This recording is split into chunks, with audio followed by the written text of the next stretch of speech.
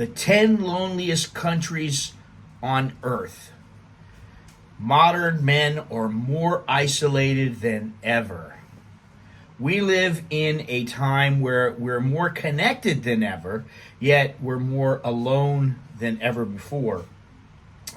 We've got apps for dating, we've got apps for friendship, we got events, we got people to cry with, but none of it really seems to matter if the real connection is not there.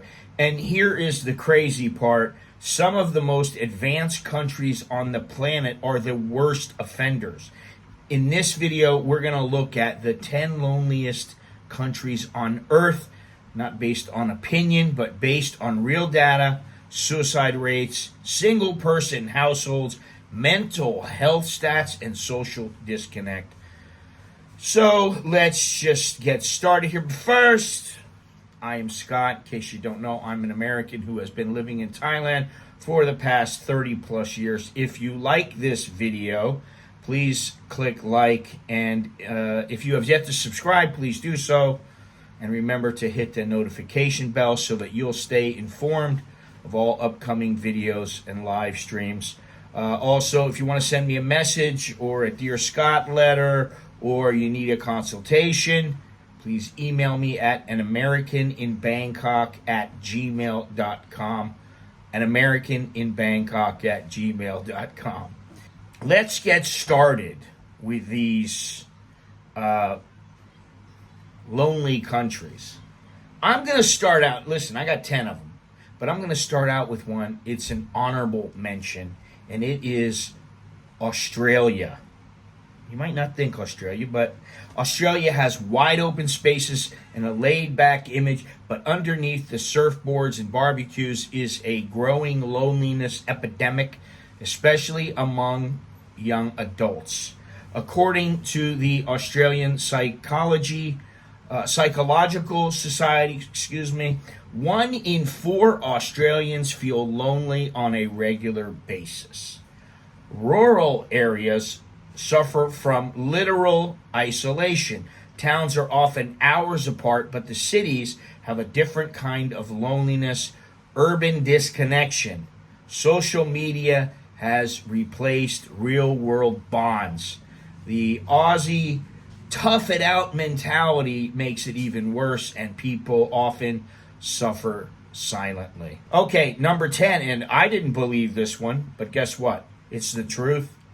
And it is what it is. Number 10, Thailand.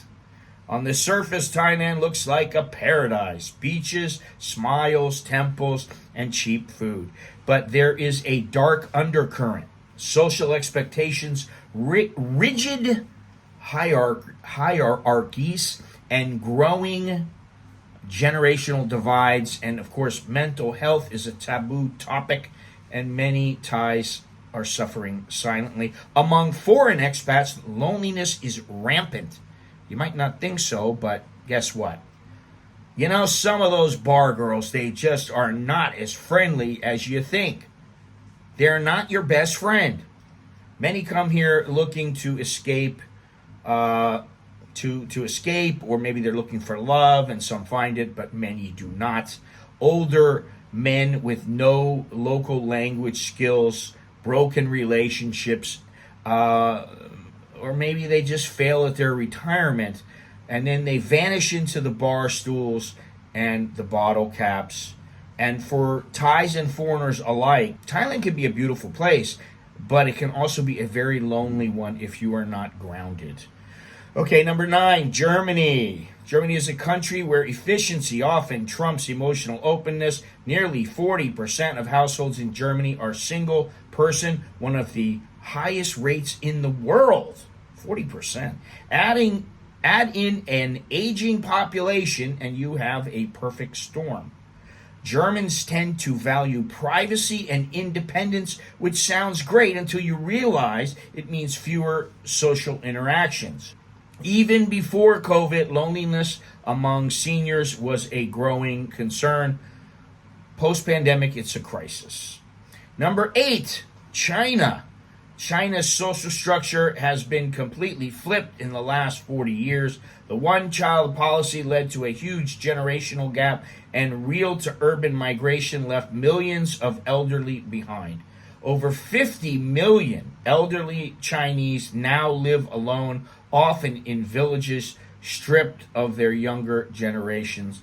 There's also the rise of involuted youth, young Chinese who've simply given up competing in the rat race and withdrawn socially. You've got grandmas eating dinner alone and 20-year-olds living like hermits in cities of 10 million. That is the Chinese way today. Wow. I know it's tough for the Chinese. I know they've got to, tough it out to find a mate and all that kind of stuff, but I didn't know it was that bad. Number 7, Russia. Russia's cold weather mirrors its emotional climate. This is a country that's dealt with decades of hardship, alcoholism, war, and societal breakdown.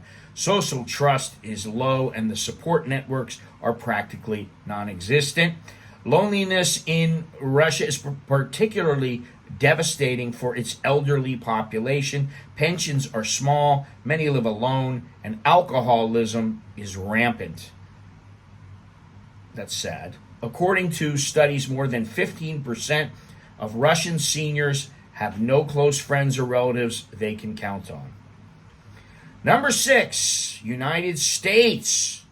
And I know there's a lot of Americans out there that will concur with this, and I've had many messages where guys are complaining about this, but the U.S. has a loneliness epidemic that is absolutely staggering. Over 60% of Americans report feeling lonely, and it's not just the elderly. Young adults, digital workers, and suburban families all report increasing isolations.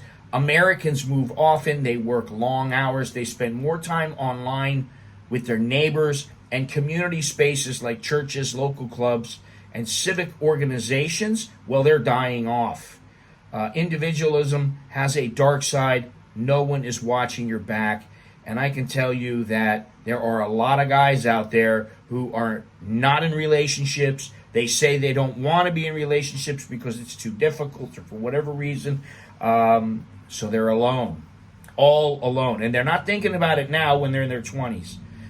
They will be a lot more as they increase in age. Number 5, United Kingdom. Brits are famously reserved. Add in aging demographics, long working hours, and the decline of traditional family structures, and you get a loneliness crisis so severe that the UK created a Minister for Loneliness in 2018. Nearly 9 million people in the UK say they often or always feel lonely. Wow. That's 1 in 7. That's about 1 in 7. The cost of living crisis, post-Brexit stress, and an overstretched NHS may only make things worse. And let's not forget, Stoicism doesn't heal mental health. All right, number 4, Sweden. Sweden is clean and efficient and socially progressive, but it's also extremely isolating. More than half the population lives alone. Swedish people are polite but emotionally distant. It's the land of social welfare and social distance, literally. The culture emphasizes self-sufficiency. You don't ask for help. You don't impose. Sounds good, right? But when things go bad, many Swedes suffer in silence. And just like Finland, mental health stats are quietly climbing. Number 3, Finland. You'd think the happiest country on earth would be buzzing with joy, but Finland's happiness is often misunderstood. It's about stability and lack of chaos, not connection. Many Finns live quietly with strong emotional ties. A survey showed 1 in 10 Finns have no one to confide in. The winters are long, the sunlight scarce, and the emotional expression is muted. It's a beautiful place if you're built for solitude. If not, it can be brutal. All right, we're at number 2 now. Number 2, South Korea. This one I didn't expect, actually. South Korea is a pressure cooker. Students, employees, even retirees are expected to perform and keep performing, and when they fall behind, they are left behind. South Korea has one of the highest suicide rates in the developed world, especially among the elderly. Wow. You also have the rise of hwanjok, a term that refers to people choosing to live, eat, and even drink alone. It's turned into kind of a sad lifestyle trend. Social withdrawal isn't an anomaly here, it's expected. Wow, that's kind of sad, and I didn't expect it, like I said. And I did not expect this one either. Number one, Japan. No surprise, Japan tops the list. It's the birth of hikikomori, a condition where people withdraw from society for months or years. Some estimates put the number of hikikomori at 1.5 to 2 million.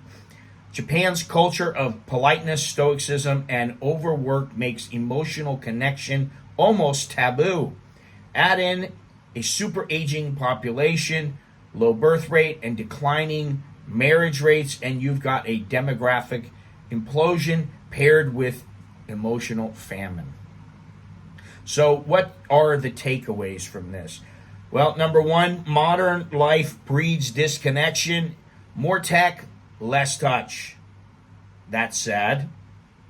Number two, cultural pride can mask social pain. We're fine often means we are not fine. And, that's the thing. A lot of times people say, I'm fine. And they're not. Number three, don't confuse safety for happiness. A stable life isn't always a fulfilling one. Okay, so that is the hard truth, really. Wealth, safety, and so-called happiness rankings do not protect you from loneliness. In fact, they often cover it up. The more advanced some countries get, the more emotionally disconnected they become. If you're planning on living abroad or thinking about what makes life meaningful, don't just ask about the cost of living. Ask about the connection. Ask about community, because that's what makes life worth living. Okay, so that's all I have. I'm Scott. I'm an American in Bangkok. Until next time, chok di leo jerken mai. That means good luck and see you again. Remember to smash the like button. Remember to subscribe. And if you want to help support the channel, just hit the join button down below. $1.99. You can sign up for the site. And there's all kinds of ways down below. So